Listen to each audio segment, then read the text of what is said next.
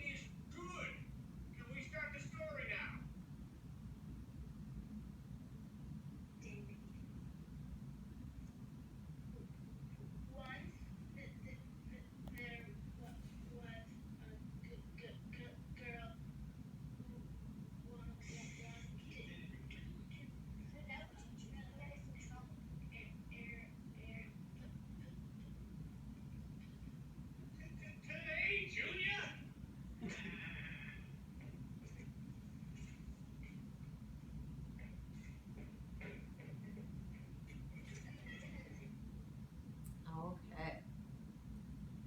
So there we got a little glimpse of Billy, our main character, who has his ADHD, as well as Dan, who was reading for us and had a stuttering problem. Here's our second little video clip where we get to see Ernie.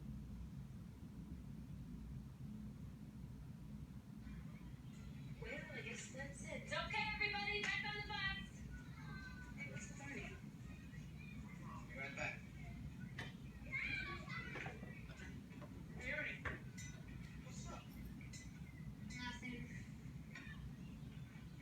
You falling in love with the wall or something? I had an accident. You had an accident? What does that mean? You! Oh, I know. Okay. Don't worry, buddy. You hang tight. I'll be right back.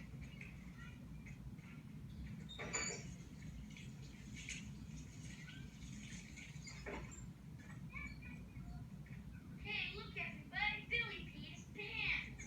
Of course I pee my pants. Everybody my age pees their pants. It's the coolest. Really? Yes, you ain't cool unless you pee your pants. Wow. Hey, man. Ernie pees pants, too. All right. All right, so there's Ernie with his medical incontinence. So let's dive a little deeper and talk about these characters. When I was looking at Dan, I was looking at his disfluency and trying to figure out, is it a stuttering problem or is it a decoding issue? So I read a few articles, and one of the things that I got from it, and obviously I'm not a diagnostician, but they said that if you notice like tension and twitching in the neck and shoulders, that's usually a sign that it's stuttering versus just a simple decoding issue. And if we would go back, I'm not going to make you go back, but if you would go back and watch Dan, he did have a little bit of a twitch around his shoulder and tightness through here. So we're going to say that it's stuttering rather than a decoding issue. That is his problem. So Dan's diagnosis. Dan has a speech and language disability. I am going to say that he needs speech and language pull-out services for 20 minutes 2 times per week. He's going to have tier 3 of RTI reading intervention, which entails reading pull-out for 20 minutes 3 times per week with a reading specialist. Even though he has stuttering, he also is a bit of a struggling reader, so it's hard to tell which came first, the chicken or the egg. And we're going to use a device called Speech Easy, which is a device that's worn all day at school. It's like a hearing aid in the ear, and it gives them feedback on their speech. He's going to use it in a general education classroom setting and during his speech and language and RTI pull-out services. For his AT services, he has speech and language services since 4K. His stuttering has gotten worse in the past year. School speech and language collected baseline measurements of stuttering while reading and writing. His Speech Easy technician brings the device to school for family and staff training. They have a 60-day free trial and a midline and final measurements of his stuttering using the Speech Easy device. If the device improves stuttering by over 40%, it will be written into his IEP, and school will finance services, and Medicaid will pay for $2,100 of the 48-month lease. The AT law that this is covered under is the Wisconsin 2009 Assembly Bill states that health insurance plans must cover the cost of hearing aids for patients under 18 years, and schools must cover service cost. So this gets a little interesting. In different states it's differently, like if you go into other states they don't have the same laws, but in Wisconsin your insurance plan has to cover it. So in this case we're saying that he has Medicaid and that the Medicaid is going to pay for the rental, but if there's additional fees related to the service, meaning the staff and technicians coming into the school will cover that cost.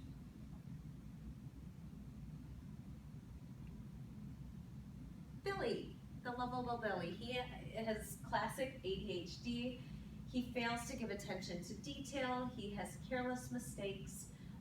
Hence the reason he failed every grade the first time around. If you're familiar with the movie, he's going back to school to get his high school diploma because he failed the first time through and daddy bought his way through. He is impulsive. He, as we saw in the video, he doesn't wait his turn. He shouts out things. He's inappropriate. His symptoms are present in 2 or more settings. So he's impulsive, messy, and hyper in the home and school setting. He has frequent mood swings, and he has excessive activity or talking. That is from Mayo Clinic. His diagnosis, OHI, ADHD. He's in a general education classroom with 20 minutes per week of specially designed instruction in social skills. Billy self-monitors using a simple assistive technology of gears and containers. Gears can be worn on fingers and spun around. I'm talking about old school, just like mechanical gears. You can put them on your fingers and spin them around. And when he wants to blurt out something inappropriate, he's taught to take one gear from one bowl and put it in another. So, and you can do colors to make it simple. So he moves it from the green bowl to the red bowl. During checkout time, he can share with his teacher the gears in the red bowl and explain, if he remembers, what he stopped himself for saying. So he pulls out a gear and says, oh, I was gonna shout out that he needs to stop stuttering, but then I caught myself, so I put the gear here. So it's teaching him to self-monitor. It's also giving him a manipulative to keep him on task. Billy's seating buddy and friend Ernie has a post-it note saying, shh, on it. So when Billy tries talking to him during silent times, Ernie can just tap the note as a friendly reminder without disrupting the class more. Billy also has the option to take a 5 to 10 minute gym break to shoot hoops with an aid.